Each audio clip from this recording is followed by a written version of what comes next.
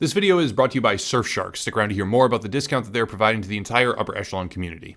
Okay, E3 2021 is mostly over at this point, and rather than summarize all of the events or put out a general recap of the conferences like many other YouTubers have done and will continue to do, I want to look backwards at the history of the convention as a whole because, in my opinion, the event has gone through its rise, its fall, and might now rise again with new life.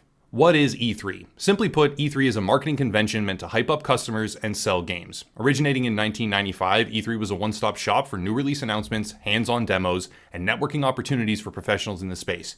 However, before it became E3, the Electronic Entertainment Expo, video games were relegated to a tent in a parking lot behind the Consumer Electronics Expo, CES, in Las Vegas. 1995 was the start of a massive convention, but just 2 years prior, congressional hearings had been taking place aimed at the violence of Mortal Kombat.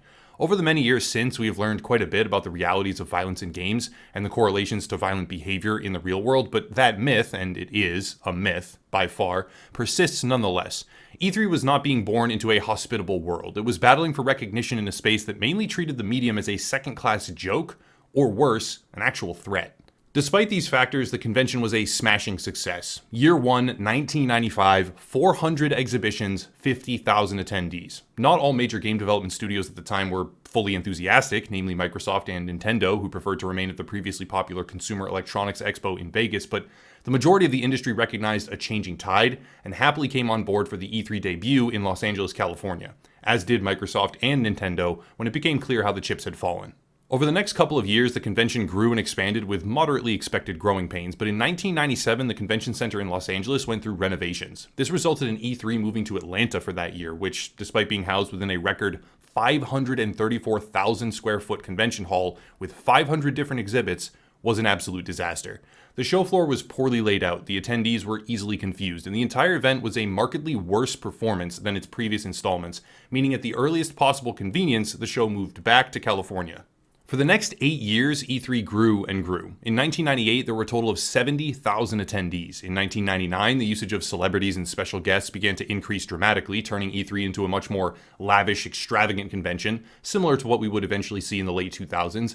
And all the way up to 2005, the show was gaining popularity. But in 2006, something changed. Gaming companies started to see a downside to their spending. The ROI, return on investment, just wasn't really there. And even though the ESA, Entertainment Software Association, was raking in tens of millions, a majority of their annual budget from the show, larger companies began to voice their concern. The spending, the massive booths, the value in general of this endeavor was failing. Okay, before continuing on, it's time for me to promote a product, get some money, and offer all of you watching a hefty discount in the process on Surfshark. Surfshark is a VPN, virtual private network, and VPNs protect you from a bunch of different things. Websites often try to harvest your data. Hackers and DDoSers often try to scrape your IP, and I have a lot of personal experience with this in the past for certain games. Sovereign governments often ban content that they just flat out disagree with, and even a simple site like Netflix will have different licensing agreements in different countries, meaning that if you switch your region, you can access more movies and shows. Surfshark serves as a one-size-fits-all solution to all of these problems. Your data will be protected, your IP secured, your freedom to browse what you want and when you want expanded, and your access to online content preserved in the process. That's not even the end of it all. Surfshark has a multitude of uses for a multitude of problems, but for the sake of time, all I have to say is this. If you use the link down below and use promo code Echelon, you will get 83% off and 3 full months free.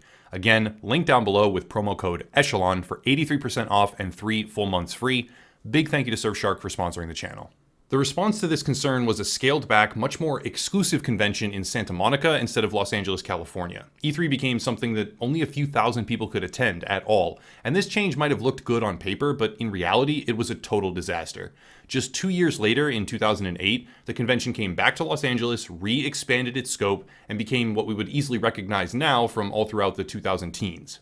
E3 continued to evolve with flair, spectacle, and extravagant spending. Celebrities, live shows, huge gameplay or reveal trailers, and in a world where marketing budgets began to exceed development budgets for certain AAA titles, which is insane in my eyes, the convention became a sort of industry centerpiece. Timelines were adjusted for E3, and in return, E3 was actually moved from May to June in order to accommodate publisher schedules much better. Where once the convention was about showcasing games and genuine enthusiasm, now it was about manufacturing hype and lying to the audience. Here's where a bit of my own bias will seep in. E3 in its later years, particularly from 2016 to 2019, became a joke. It was a manipulative festival of deception where falsified gameplay was projected as reality and customers were tricked into ordering games that didn't exist. In its early years, the convention served a more integrated purpose. It was beneficial for you as a guest and the companies attending because you could network and go hands-on with something real. In the later years, it lost almost all real value for the individual in favor of corporate lies. I attended E3 in 2018 with a number of friends from upper echelon. I can count on one hand the number of games I played that actually released or were even remotely accurately portrayed. The biggest one I was looking forward to was Skull and Bones, which we still have no idea about even 3 full years later, and has been rebooted, I believe, with no actual release date in sight. In 2017, EA showcased Anthem at EA Play in the pre-release press conference. I shouldn't need to rehash what Anthem was and why it's an absolute embarrassment to gaming.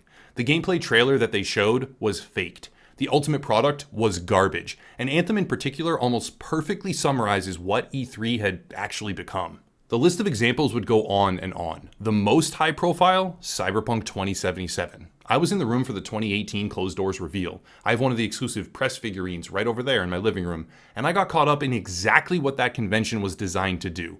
Maybe not since inception, but it eventually was designed to do this over the years. In 2019, Keanu Reeves was brought on stage to introduce their lavish demo, but ultimately the game was released in such a broken condition, it was barred from the PlayStation Store entirely, yet to be reintroduced. E3 for nearly 20 years was the central pillar of the ESA. They experimented with public and private access, venues and locations, formats and floor plans, but the underlying progression was excessive and unnecessary. As the digital age continued to progress, it was possible to share the material across the world in real time, but as the digital age continued, there were also downsides. In 2019, the ESA was negligent with attendee information, resulting in a data breach that left thousands of journalists exposed completely as their home address, phone number, full name, and more were made publicly available online. This was a blow to the convention's credibility, a severe blow, because what many people might not know, even if they know about the 2019 data breach, is that there was similar information surfacing online from as far back as 2016. This was not an isolated incident. That was not as widely publicized. It was just the most public and the most recent one. E3 was facing hardship, public reputation, security, and even the natural progression of certain publishers to a size where they could hold their own conventions a month or two later and it wouldn't even be all that much smaller. When the event was first created in 1995, video games were struggling to find relevancy, a growing industry but a stigmatized hobby. But now, that couldn't be further from the truth. In 2018 and 2019, video games were a worldwide juggernaut of an industry where certain publishers were worth tens of billions of dollars, and there were multiple of them. The ESA and E3 were not as important.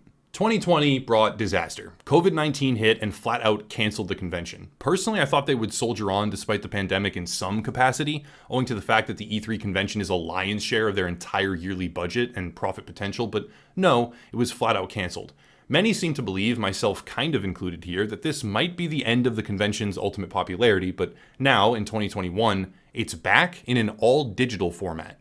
E3 2021 has been met with criticism and ridicule by some and praised by others, but one thing stands out. The digital format, something being experimented with in previous years but never used as the primary distribution model, dramatically expands the potential reach for companies involved. Very few people outside of industry professionals will or can foot the bill for an access badge and then fly to California for 4 days to peruse the floor. Even if they did, it would be an absolute disaster because as soon as the doors open and the wider public is allowed in, it becomes a zoo with 4 to 6 hour lines for a single 2-minute demo. The digital format doesn't have those problems. As an example, I recently played a demo of the upcoming action brawler Dungeons & Dragons Dark Alliance. It wasn't for E3, but it was entirely digital, and all I had to do was download an application called Parsec, jump in a Discord call, and play the game remotely.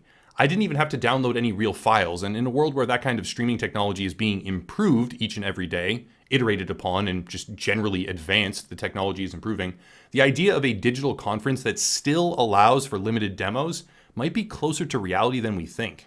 Also, a fun fact, there was input lag, but it doesn't really matter because nobody is playing like a limited 5 to 10 minute demo, right, that you would play on the convention floor as a hyper competitive gamer, right? It's not about that. So input lag doesn't really matter because you're just experiencing the content or the limited, vertical slice of the game. So you don't have to care about having a slight amount of input lag, which means the digital, over streaming distribution model actually can work in this capacity.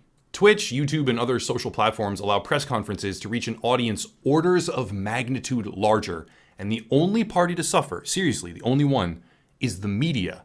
They don't get exclusive 3-week early access to stories and can run whatever they want while no one else has the information because everyone sees the press conference, but publishers are able to cultivate a direct line of communication to people that actually matter, the players. This new digital E3 might have been born of necessity, but it highlights how obsolete their previous model had actually become. It might return and remain something that occurs on a yearly basis for the circle-jerking media journalists to pretend that they are popular and exclusive, but once the metrics for a publicly accessible remote streaming option are analyzed fully, it's going to be hard for major companies to stomach the idea of losing that or even downscaling it. I've heard some people say that the format was woke, that there were too many activist speeches and too much political messaging, which is honestly true in my opinion. It was a ridiculous virtue-signaling cringe-fest presentation from Take-Two Interactive especially, as an example, that's for damn sure. But if we disregard flavor of the month trends and look at the raw concept, a digital E3 is able to reach far more than a physical convention ever could, at a fraction of the cost. Just to go on a tangent though, yes, some of these panels were absolute garbage. It wasn't about games or gaming at all. It was diversity and inclusion trash that wasted everyone's time and had no place being in the presentation.